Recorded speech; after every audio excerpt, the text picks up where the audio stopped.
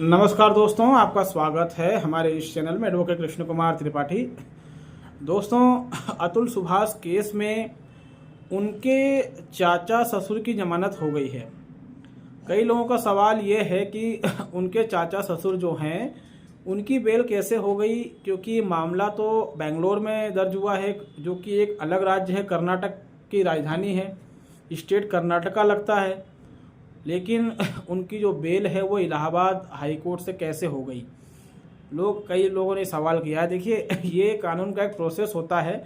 इसके बारे में हमने अपने बहुत पहले वीडियो में बताया हुआ है, और आप लोगों को इसकी जानकारी नहीं है, मैं फिर से बता देता हूँ। आप लोग भी ध्यान रखें, कई बार ये चीज़ आपके भी काम आ सकती है। कभी हम किसी मामले में फंस गए या झूठा फंस गए तो ये चीज़ आपकी मदद कर सकती है। एक्चुअली क्या हुआ है कि अतुल सुभाष के मामले में जो जमानत दी गई है वो इलाहाबाद हाई कोर्ट से दी गई है, और मीडिया ने इसको एंटीसिपेटरी बेल कहते हुए पेपर में छापा है। एक्चुअली ये एंटीसिपेटरी बेल नहीं है, इसको ट्रांजिट बेल कहा जाता है। ठीक है, ट्रांजिट बेल एक जमानत का ही एक भाग होता है जिसको ट्रांजिट बेल कहते हैं। इसका कोई भी प्रोविज़न जो है कानून में नहीं है। तो सवाल ये पैदा होता है कि कोई भी प्रोविज़न कानून में नहीं है तो फिर ट्रांजिट बेल दी कैसे, ये है क्या चीज़। तो देखिए, ट्रांजिट बेल जो है ना वो एंटीसिपेटरी बेल के तहत ही दी जाती है, लेकिन इसका कोई प्रावधान कानून में नहीं है। किंतु इसके बारे में सुप्रीम कोर्ट ने समय समय पर कुछ जजमेंट्स पास किए हुए हैं। उन्हीं जजमेंट्स और उन्हीं गाइडलाइन को देखते हुए ट्रांजिट बेल जो है प्रदान की जाती है। ठीक है, तो ट्रांजिट बेल जो है, इसका जो कंसेप्ट है वो कुछ ऐसा है कि मान लीजिए आपके ऊपर किसी दूसरे राज्य में जो है गिरफ्तारी का आदेश हुआ है, और आपने कोई क्राइम किया है दूसरे राज्य में, लेकिन आप रह रहे हैं कहीं और। ठीक है, जैसे अब इसी मामले को ले लीजिए ना, ये लोग रहते हैं यूपी में, लेकिन इनके ऊपर एफआईआर दर्ज हुई बेंगलोर में, और क्राइम ये हुआ कि इनके ऊपर आत्महत्या के लिए उकसाने का एफआईआर दर्ज हुआ है। इन्होंने किसी को इतना प्रताड़ित किया, परेशान किया कि व्यक्ति जो है वो आत्महत्या करने के लिए विवश हो गया, मजबूर हो गया। तो इन्होंने क्या किया, इलाहाबाद हाई कोर्ट में ट्रांजिट बेल अप्लाई कर दी। कोई अच्छा वकील किया होगा। ठीक है, ये एंटीसिपेटरी बेल के प्रावधानों के तहत ही कोर्ट में फाइल होती है, और ये सिर्फ हाई कोर्ट में फाइल होती है। ठीक है, ये हाई कोर्ट में ही फाइल होती है। ये सेशन कोर्ट, निचली अदालतों में फाइल नहीं होती है, इसको हाई कोर्ट में ही फाइल करना पड़ता है। ठीक, तो इन्होंने ट्रांजिट बेल के लिए अप्लाई किया और कोर्ट ने बेल दे दी। अब सवाल है कि कोर्ट ने क्या हमेशा के लिए बेल दी। देखिए, हमेशा के लिए नहीं। ट्रांजिट बेल एक थोड़ी सी राहत वाली चीज़ होती है, ज़्यादा नहीं। इसमें एक होता ऐसा है कि अगर जो अतुल सुभाष के मतलब चाचा ससुर हैं, वो अभी ट्रांजिट बेल उनको मिली हुई है, तो गिरफ्तार तो पुलिस करेगी नहीं उनको। तो जो ट्रांजिट बेल उनको दी है उसमें इलाहाबाद हाई कोर्ट ने कर्नाटका बेंगलुरु पुलिस को कुछ डायरेक्शन दिए होंगे और एक लिमिटेशन दिया होगा। लिमिटेशन का मतलब ये कि भाई 7 दिन के भीतर ये वहाँ बेल लगाएंगे और आपको 7 दिन के तक इनको अरेस्ट नहीं करना है, इस तरीके का लिमिटेशन। ट्रांजिट बेल का ये मीनिंग नहीं होता कि व्यक्ति अब बाहर ही रहेगा। ये रेगुलर बेल नहीं होती है, यहाँ तक कि ये एंटीसिपेटरी बेल भी नहीं है, क्योंकि एंटीसिपेटरी बेल भी अगर आपको एक बार मिल गई तो वो फिर रेगुलर बेल में कन्वर्ट होती ही है। एंटीसिपेटरी को एक तरीके से रेगुलर बेल कह सकते हैं, क्योंकि वो आपको मिल गई तो आपको फिर हमेशा बाहर रहना जब तक कि आप बेल के डायरेक्शन का वायलेशन ना करो। तो उसी तरीके से जो ट्रांजिट बेल होती है ये कुछ समय के लिए दी जाती है, 2 दिन, 5 दिन, 7 दिन, अधिकतम 15 दिन। ठीक है, जिसमें अगर इलाहाबाद हाई कोर्ट ने दी है तो वो कर्नाटका की जो बेंगलोर पुलिस है उसको डायरेक्शन देगी इलाहाबाद हाई कोर्ट की, आप जो हैं इनको 10 दिन तक, 7 दिन तक, जो भी डायरेक्शन उसमें होंगे, इतने दिन तक आप इनको अरेस्ट ना करें। ठीक है, और इस दौरान उस व्यक्ति को क्या होता है, मौका मिल जाता है कि वो वहाँ पर एंटीसिपेटरी लगा सके। ठीक है, वहाँ पर एंटीसिपेटरी लगा सके या रेगुलर बेल, जो भी उसके वकील प्रेफर करते हैं, जो भी उसके एडवोकेट्स उसको गाइड करते हैं, इस तरीके से वो वहाँ पर बेल लगा देता है। और अगर वहाँ से फिर उसकी बेल हो जाती है तब जरूर ये रहता है कि भैया आप ये जो है बाहर रहेगा, आप कोई टेंशन वाली बात नहीं है। लेकिन अगर वहाँ से उसकी बेल खारिज होती है तो इसकी गिरफ्तारी हो जाएगी, उसके बाद इसको ट्रांजिट बेल का लाभ नहीं मिलेगा। ट्रांजिट बेल जो होती है ये एक छोटे से टाइम पीरियड के लिए ही ग्रांट की जाती है। ऐसा नहीं हो सकता है कि कोर्ट डायरेक्शन दे दे कि 2 महीने तक गिरफ्तार नहीं करोगे, 6 महीने तक गिरफ्तार नहीं करोगे, ऐसा इसमें नहीं होता है। जनरली अभी तक जितने भी हमने केसेस देखे हैं तो उसमें ट्रांजिट बेल जो है दोस्तों वो 7 दिन, 10 दिन या अधिकतम 12-15 दिन तक के लिए ही मिलती है। ये रेगुलर बेस पे कभी नहीं मिलती और मिल भी नहीं सकती, क्योंकि मामला जो है उत्तर प्रदेश राज्य का नहीं है, जो मामला है वो है हमारे कर्नाटक राज्य का। तो यहाँ पर वो इतने दिन से फरार थे और कानून के इसी प्रावधान का उन्होंने फ़ायदा उठा लिया और उनको जो है जमानत मिल गई है। अब देखते हैं वो कब तक जो है बाहर रहते हैं। हालांकि ऐसा सुनने में भी आया है कि कुछ एविडेंस से छेड़छाड़ी की गई है। जो अतुल सुभाष की वाइफ थी और वाइफ के परिवार के अन्य मेंबर थे, ये लोग कई दिनों से पुलिस की गिरफ्त से बाहर थे। हो ना हो इन्होंने कहीं ना कहीं एविडेंस को मिटाने की कोशिश तो करी होगी। जो इतना भी ये कर सकते थे इतना इन्होंने किया ही होगा, ठीक है। और एक और महत्वपूर्ण बात है कि इतना सब कुछ हो जाने के बाद भी ऐसे मामले लंबे नहीं चलने चाहिए, इसमें एज सून एज पॉसिबल फैसला होना चाहिए।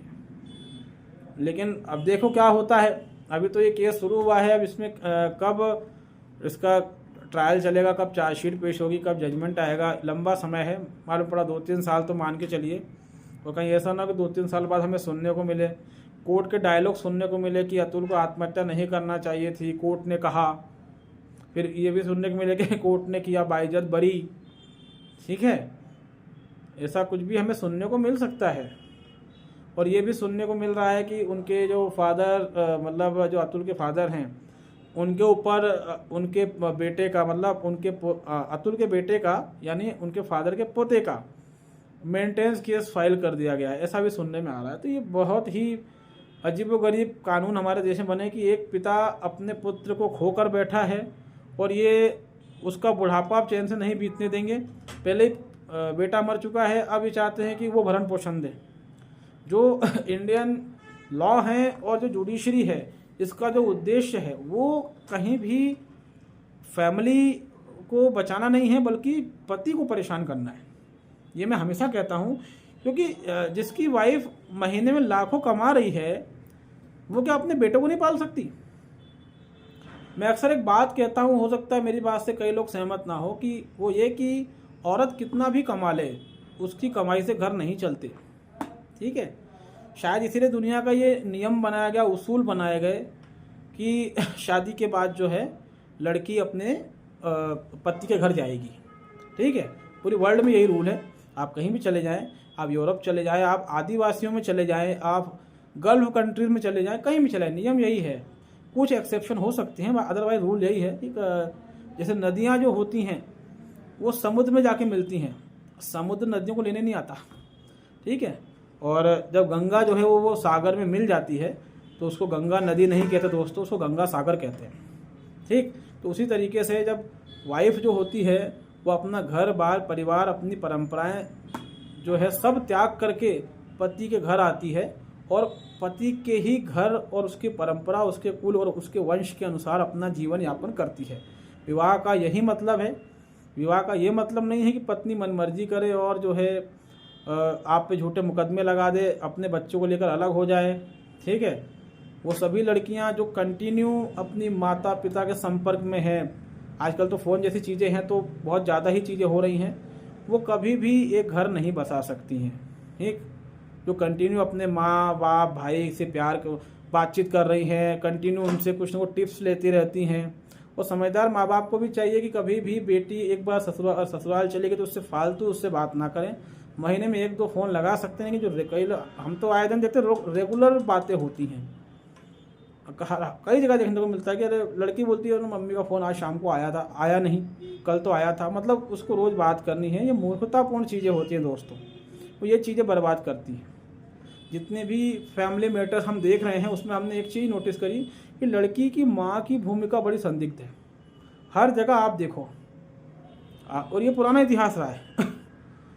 हमारे देश यूरोप में एक विद्वान पैदा हुए थे, आप लोगों ने नाम सुना होगा उनका, स्वेट मार्डेन उनका नाम था। तो स्वेट मार्डेन ने कई किताबें लिखी हैं, आपने भी शायद उनकी किताबें पढ़ी होंगी। तो उन्होंने इंडिया पर कई रिसर्च भी करे थे। पूरी दुनिया भारत पर रिसर्च करती आ रही है, आज से नहीं, हजारों सालों से। क्योंकि ये जो हमारी सभ्यता है बड़ी अनोखी और विश्व की बहुत ही उन्नत तो सबसे पहली सभ्यता मानी जाती है, हिंदू सिविलाइजेशन। तो उसमें उन्होंने कहा था कि इंडिया में जो हिंदू रहते हैं, जो वहाँ की मूल निवासी हैं हिंदू, तो उनके धर्म में किताब पाई जाती है और उस किताब में हर पारिवारिक समस्या का समाधान है। उस किताब का नाम है रामायण। मैं नहीं कह रहा हूँ, स्टुअर्ट मार्डन कह रहे हैं अपनी भाषा में कि उस किताब का नाम है रामायण और इस किताब में परिवार की हर समस्या का समाधान है। मगर अफसोस की बात यह है कि हिंदू उस किताब को पढ़ते तक नहीं है। कभी कभार सुंदरकांड करवा लिया घर पे, वरना उस किताब को पढ़ते तक नहीं है। रामायण में प्रसंग आता है कि जब सीता माता की विदाई होती है तो उनके अलावा उनकी 3 बहनें और रहती हैं, मतलब कुल 4 बहनें। तो जो उनकी माँ रहती हैं महाराज जनक की वाइफ, जिनका नाम है सुनैना, महारानी सुनैना, जो नेपाल की रानी रहती हैं, ठीक है, जो आपका बिहार से लेकर नेपाल तक का क्षेत्र है, यही मिथिला कहलाता था, ठीक है, जो आज आधा इंडिया में है और आधा नेपाल के पास है। तो जब इनकी विदाई होती है तो सुनैना जो हैं वो सीता और उनकी 4 बहनों को बुलाती हैं और उनको अपने पास बैठाती हैं और उनको कुछ ज्ञान की बातें देती हैं। वो फिर रामायण में लिखी है, वाल्मीकि रामायण में। अगर कोई भी माँ अपनी औलाद, अपनी बेटी को ये चीज़ें सिखाते ना तो एक भी घर नहीं टूट सकता दोस्तों। उसमें वो कहती हैं अपनी बेटियों से कि है ना, तुम लोग अब अपने ससुराल जा रही हो तो मेरी कुछ बातें ध्यान रखना। कभी भी अपने पति से ऊंची आवाज़ में बात नहीं करना और कभी भी अपने पति को हर बात में जवाब नहीं देना, भले पति ही गलत क्यों ना हो, लेकिन हर बात में जवाब नहीं।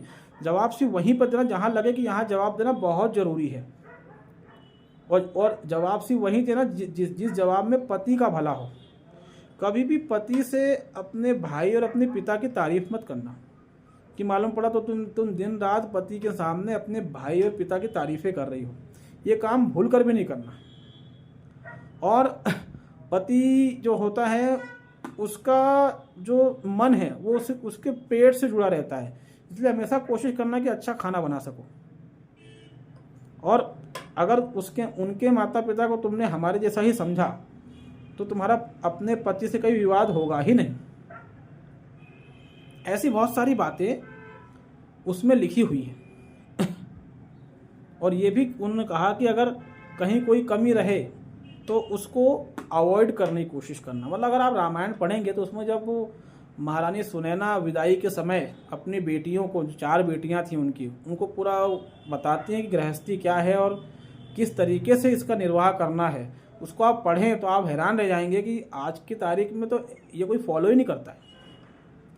और आज की तारीख में जो बातें उन्होंने अपनी बेटियों को सिखाई, इन बातों को आज की तारीख में जो महिला वर्ग है, खासकर पढ़ा लिखा महिला वर्ग है, वो उसको हवा में उड़ाता है। वो उसको दकियानूसी, रूढ़िवादी और पता नहीं क्या क्या नाम दे देता है। तो ये बड़ी हैरान करने वाली चीज़ है। तो खैर वो एक हिस्ट्री वाली चीज़ है, उसको कितने लोग फॉलो करते कितने नहीं करते, अब वो तो क्या है कि आज किसी के हाथ में नहीं है चीज़ें, क्योंकि हम इससे काफ़ी बाहर निकल चुके हैं। हम इतने ज़्यादा आधुनिक हो चुके हैं कि अपनी संस्कृति का गला हम खुद ही घोट रहे हैं। और यही कारण है कि अब खुद का गला घोटने की नौबत आ रही है। कहीं कोई अतुल मर रहा है तो कहीं कोई और मर रहा है, ठीक है। तो जो ये पारिवारिक मैटर्स हैं, इन मामलों में अगर संसद की हम बात करें तो संसद को इसमें कुछ ऐसा करना चाहिए कि ये मामले कोर्ट में जाए ही ना। इनकी अलग संस्था बने और उस संस्था में ऐसे लोग बैठे जो इस मामले को सुलझाने की कोशिश करें, और पूरी कोशिश ये हो कि ना पत्नी का हैरेसमेंट हो ना पति का हैरेसमेंट हो, मामला हंसी खुशी से सुलझ जाए। क्योंकि आए दिन इस तरह के मामले हो रहे हैं, कहीं पति पत्नी की हत्या कर देता है। जब पत्नी इतने केस लगा देती है तो ऐसा पति जो बिल्कुल डरता नहीं किसी से, वो बीवी को ही मार देता है। कहीं कोई सास ससुर की हत्या कर देता है जो पति होता है, बीवी सास ससुर साले सब गोली मार देता है। ऐसी कई घटनाएं घट चुकी हैं। तो ये तो क्या है कि संसद की मूर्खता है और सुप्रीम कोर्ट की मूर्खता है ये, कि वो इन मामलों को डील करते हैं, वरना ये मामले कोर्ट कचहरी वाले मामले नहीं होते हैं। एक बार बड़ी हंसी आई थी जब एक फैमिली कोर्ट में एक मूर्ख महिला जज ने कहा था कि कोर्ट के अंदर भावनाएं नहीं चलती, तो हमने उनको जवाब दिया था कि मैडम ये फैमिली कोर्ट के मामले हैं, परिवार के मामले हैं ये, और परिवार भावनाओं से ही चलते हैं। तो यहाँ पर अगर कोई अपनी भावना प्रकट कर रहा है तो आपको उसकी भावनाओं का सम्मान करना चाहिए। ये क्योंकि ये कोई क्रिमिनल या सिविल केस नहीं है, ये परिवार से संबंधित केस है। तो एक्चुअली में क्या है कि आप अगर गवर्नमेंट चाहती है और देश के लोग चाहते हैं कि परिवार टूटने से बचें, तो पहली बात जितने लॉ बनाए हैं उनको हटाइए, कुछ अलग कानून बनाइए, ठीक। और दूसरी बात, फैमिली कोर्ट जैसी कोई चीज़ नहीं होनी चाहिए। कुछ संस्थाएं हों जो रजिस्टर्ड हों, संवैधानिक हो, वहीं पर ये सब बातें हों, ठीक है। और पूरी कोशिश ये रहे, तो फर्स्ट प्रायोरिटी ये रहे कि ऐसा कुछ भी ना हो, ऐसी कोई आदेश, कोई ऑर्डर या किसी तरह की गतिविधि ना की जाए गवर्नमेंट द्वारा, जिससे कि हस्बैंड को ये लगे कि मेरे साथ भेदभाव हो रहा है। क्योंकि ये वेल नोन फैक्ट है कि परिवार न्यायालयों में पति के साथ भेदभाव होता ही है और हर जगह होता है, ये कोई नई बात नहीं है। ये तो एक निर्विवाद सत्य है, मतलब इस पर डिबेट भी हम नहीं कर सकते, क्योंकि इसमें डिबेट की आवश्यकता ही नहीं है। तो इसमें जो है ये सारे जो मतलब मैटर्स चल रहे हैं, इनको जजों के सामने न रखा जाए। आपके जज इतने मैच्योर नहीं हैं कि वो फैमिली मैटर्स को डील कर सकें।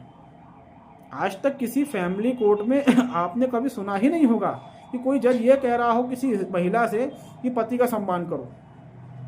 हाँ, आपने ये बात कई बार सुनी होगी कि महिला का सम्मान करो, क्योंकि जो फैमिली मैटर्स हैं उसको डील करने की योग्यता भारत के न्यायाधीश नहीं रखते। क्योंकि ये जो मैटर है ना, ये क्रिमिनल केस है, ना कोई सिविल केस है, ये आपसी संबंधों में खटास, इस तरह की चीज़ें हैं। तो कई बार क्या होता है कि पत्नियां बहुत नीचता दिखाती हैं और कई बार पति भी बहुत गलत होते हैं। लेकिन जहां पत्नी नीचता दिखा रही है और कानून उसके पक्ष में है, तो वो तो वही वाली बात होगी, कड़वा करेला नीम चढ़ा हुआ। और जहाँ पति, अगर पत्नी ही गलत है तो पति के लिए कोई ऑप्शन नहीं है, लेकिन पत्नी के पास हजारों ऑप्शन है, तो पति कहाँ जाएगा। एक तरफा कानूनों पर फैसला करने वाले हमारे जज निहायती मूर्ख हैं। मतलब इनके मन में भी चीज़ नहीं आती कि कानूनी गलत है, और कुछ अच्छे प्रावधान दे के रखे हैं, लेकिन उसमें भी हमारी जुडिशरी बहुत बड़ा रोड़ा है। भाई सेक्शन 125 का सब सेक्शन 4 ये कहता है कि अगर पत्नी ने बिना किसी कारण पति का घर छोड़ा है तो पत्नी को एक भी रुपया भरण पोषण नहीं मिलेगा। तो जनाब, अगर हर केस की बड़ी बारीकी से जांच हो, सुनवाई हो, तो हर केस में यही साबित हो रहा है कि पत्नी ने घर बिना कारण ही छोड़ा है। ऐसे कई केस हुए हैं जिसमें पति 498 जीत गया, डोमेस्टिक वायलेंस जीत गया, इवन डाइवोर्स केस भी पति जीत गया। उसके बाद भी जज साहब भरण पोषण पर टिके हुए हैं। अरे जनाब, जब सारे केस पति जीत चुका है तो इससे ये साबित हो रहा है ना कि पत्नी के पास पति से अलग रहने का कोई कारण नहीं है। तो जब कोई कारण नहीं है तो जनाब इसको भरण पोषण कैसे दिया जा सकता है, ये तो समझाइए। जज साहब इस बात को सुन लेते हैं, लेकिन जानबूझ के वो जजमेंट उल्टे पुल्टे लिखते हैं, क्योंकि अंडरग्राउंड इनकी लॉबी चलती है जिसमें इनको ट्रेनिंग दी जाती है कि आपको हमेशा महिला का ही पक्ष लेना है, महिला को ही बचाना है, ठीक है। इसलिए ये बहुत बड़ा सत्य है। आप पत्नी की तरफ से कोई भी शिकायत करेंगे, उसका कोई भी झूठ पकड़ेंगे, कोर्ट को दिखाएंगे, जज को दिखाएंगे, तो जज साहब उसको देखेंगे जरूर, लेकिन पूरी कोशिश करेंगे कि पत्नी को बचा लिया जाए। तो जब इस तरह की अदालतें चल रही हैं तो इन अदालतों में जाने से मतलब क्या है। हमारे ही टैक्स के पैसे से कोर्ट चलती है, लेकिन एक गैर जिम्मेदाराना कोर्ट भारत में स्थापित की गई है जिसका उद्देश्य न्याय नहीं है। इनको देख के लगता ही नहीं कि ये जज हैं, इनको देख के लगता है कि सरकारी मुलाजिम है। मैं किसी दिन एक वीडियो बनाऊंगा और आपको बताऊंगा कि वर्तमान भारतीय न्यायपालिका है ही नहीं, और जो लोग न्यायाधीश कहते हैं खुद को जज की कुर्सी पर बैठे हैं, वो न्यायाधीश है ही नहीं। मैं रियलिटी आपको बताऊंगा। भाई अगर कोई आपको पीतल बेच दे, वो कहे ये सोना है, तो हो सकता है कई लोग मान लेंगे, लेकिन कौन लोग मानेंगे? वही लोग मानेंगे जिनके बाप ने भी सोना नहीं देखा है। लेकिन जिन्होंने दिन रात सोना देखा है, तो जो समझते हैं सोना है क्या, वो पीतल देख के कभी भी उसके झांसे में नहीं आएंगे। लेकिन जिनके बाप ने भी सोना नहीं देखा, वो पीतल को ही सोना मान लेंगे। तो वर्तमान भारतीय जनमानस की स्थिति कुछ यही है। ये लोग न्यायाधीश है ही नहीं। कोई हमारे देश में न्यायाधीश जैसी कोई चीज़ नहीं है। न्यायाधीश परिस्थितियों के हिसाब से न्याय करता है। कानून का गुलाम न्यायाधीश नहीं हो सकता। कानून न्याय देने में सहायक हो सकता है, लेकिन कानून न्याय नहीं होता। अगर कानून अन्याय पर आधारित है तो फिर न्यायाधीश न्याय कैसे करेगा। और पहले हमारे देश में कानून जैसी कोई चीज़ नहीं होती थी। परिस्थितियों के हिसाब से सोच विचार करके हमारे राजा महाराजा और अन्य न्यायाधीश फैसला दिया करते थे। आज की तारीख में ऐसा है कि आपके साथ कुछ गलत हुआ, वो बहुत ही गलत है, मगर उस चीज़ को लेकर कानून है ही नहीं। तो हमारे जज क्या कहते हैं कि भैया हम तुम्हें न्याय नहीं दे सकते, क्योंकि इन चीज़ों को लेकर कानून में कोई प्रावधान नहीं है। तो एक न्यायाधीश कानून का गुलाम नहीं हो सकता। आजकल ये एक सोच कई जगह देखने को मिलती है। जज बोलते हैं हम कानून के गुलाम हैं। तुम कानून का अगर गुलाम हो तो तुम न्यायाधीश कैसे हो गए। फिर तो तुम न्यायाधीश हो ही नहीं, फिर तो तुम सरकारी मुलाजिम हो। सरकारी मुलाजिम और न्यायाधीश में फर्क होता है। न्यायाधीश हर तरह का न्याय करने के लिए स्वतंत्र होता है, वो उसको बेड़ियों में नहीं बांधा जा सकता। न्यायाधीश कानून की बेड़ियों में नहीं बंधा होता। लेकिन जो ये अंग्रेज हमारे दिमाग में कचरा भर के गए हैं ना, ये कचरा निकलने का नाम ही नहीं ले रहा है। अगर कोई परिस्थिति ऐसी बनती है, कोई अपराध ऐसा होता है जिसको लेकर लॉ नहीं है, तो न्यायाधीश अपनी बुद्धि विवेक के अनुसार उस परिस्थिति को देखते हुए 1 दिन की जेल से लेकर मृत्यु दंड देने तक का अधिकार रखता है। लेकिन भारत में आज तक ऐसा नहीं हुआ। जिन चीज़ों को लेकर कानून नहीं थे, जिन्होंने हाथ खड़े कर दिए, और फिर जब जज साहब से पूछो कि साहब मुझे न्याय कैसे मिलेगा, तो जज साहब के पास कोई जवाब भी नहीं होता। जज साहब बकचोदी शुरू कर देते हैं। अब बकचोदी कोई सुनना पसंद करेगा नहीं। तो दोस्तों बहुत सारी समस्याएं हैं हमारे देश में। 70-75 सालों में संसद और न्यायपालिका ने मिलकर बहुत सारी समस्याएं हमारे देश में पैदा करी हैं, और ये आगे और समस्याएं पैदा करेंगे। ठीक है, और समस्याएं झेलना है आपको और हमको, क्योंकि हम हैं कॉमन मैन। ठीक है, उम्मीद है वीडियो आपको पसंद आया होगा। अगर आप हमारे चैनल में नए हैं तो इसको लाइक करें, इसको सब्सक्राइब करें, इसको शेयर करें। और अगर आप किसी तरह का कोई लीगल हेल्प हमसे चाहते हैं तो हमें दिए हुए व्हाट्सएप नंबर पर कॉल कर सकते हैं, मैसेज कर सकते हैं। डिस्क्रिप्शन बॉक्स में अपना व्हाट्सएप नंबर हमेशा डाल देता हूं। तो अगर किसी भी तरह की कोई लीगल जानकारी या किसी तरह की हेल्प अगर आपको हमें चाहिए तो आप हमें मैसेज कर सकते हैं। दोस्तों तब तक के लिए बहुत बहुत धन्यवाद। नमस्कार।